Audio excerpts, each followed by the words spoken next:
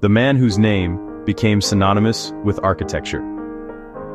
The first and most important truth about Marcus Vitruvius Pollio is that we know very little about his life with absolute certainty. He is a figure who emerges from the shadows of history solely through his own writings. There are no contemporary biographies, no statues, no inscriptions that definitively capture his life's details. His story is one we must reconstruct from the clues he left behind in his monumental work. An engineer in the age of giants, Vitruvius lived during the 1st century BCE, a period of immense turmoil and transformation for Rome. He was a contemporary of Julius Caesar and Augustus, living through the death throes of the Roman Republic and the birth of the Roman Empire. This context is crucial to understanding his purpose and his legacy. He introduces himself as Marcus Vitruvius Pollio in the preface of his work, though some manuscript variations exist. He was not an architect in the modern star architect sense.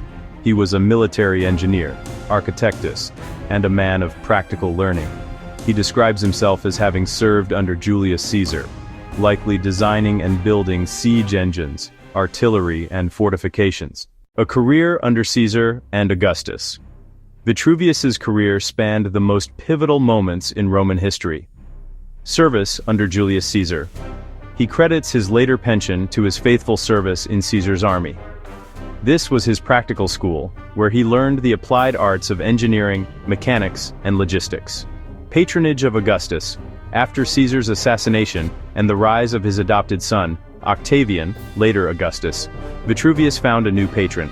He dedicated De Architectura to Augustus, partly as a textbook, partly as a resume, and partly as a philosophical guide for building a new Rome worthy of an empire. It is believed that his direct involvement in major public building projects was limited. He may have been involved with the aqueducts, Aqua Julia, and perhaps some ballistic machines for the military, but he was not the master builder of the Colosseum or the Pantheon. His role was more that of a scholar, advisor, and curator of the architectural knowledge of his age. De Architectura Libri Decim, the book that saved classical knowledge. Sometime between 30 and 15 BCE, Vitruvius wrote his 10-volume treatise. This was not just a book of building tips, it was an encyclopedic summation of the entire classical world's knowledge of architecture, engineering, and science. A manifesto for a new Rome. Augustus famously boasted that he found Rome a city of bricks and left it a city of marble. Vitruvius provided the intellectual and philosophical blueprint for this transformation. His book was a guide on how to build a civilized, beautiful, healthy, and defensible empire. The 10 books. The work is systematically organized. 1. Town planning, architecture in general, and the qualifications of the architect. 2. Building materials, stone, brick, sand, lime, timber, pozzolana. 3. Temples and the orders of architecture, Ionic. 4. Continuation of temples, Tuscan and Corinthian. 5. Public buildings, fora, basilicas, theaters, baths, harbors. 6. Private dwellings, planning for different classes, climate considerations. 7. Interior decoration, stucco, fresco, pigments. 8. Hydraulic engineering, water sources, aqueducts, wells. 9. Sciences influencing architecture, geometry, astronomy, sundials. 10. Civil and military engines, machines for construction and war, including watermills and siege engines. The Vitruvian Triad. At the heart of his work is a simple but profound definition of what good architecture must achieve, a structure must possess. 1. Firmitas, durability. It must stand up robustly and remain in good condition. 2. Utilitas, utility. It must be useful and function well for the people using it. 3. Venustas, beauty. It must be beautiful and delight the spirit, creating a sense of harmonious proportion. Crucially, Vitruvius argued that this beauty was not arbitrary. It was derived from the symmetry and proportion found in the perfectly proportioned human body. This single idea would become one of the most influential in Western art. From obscurity to immortality. The true story of Vitruvius has a fascinating second act, one that occurred long after his death. Ancient and medieval periods. His work was copied and referenced by other Roman writers like Frontinus and Pliny the Elder, proving it was known in antiquity.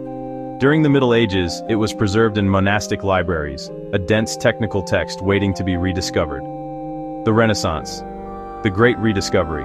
In 1414, the Italian humanist Poggio Bracciolini rediscovered a manuscript of De Architectura in the library of the Abbey of St. Gallen. This was a watershed moment.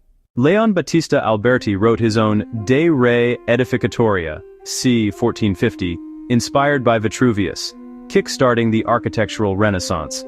Leonardo da Vinci immortalized the concept of proportional harmony with his iconic drawing, The Vitruvian Man, which was a direct illustration of the descriptions in Book 3.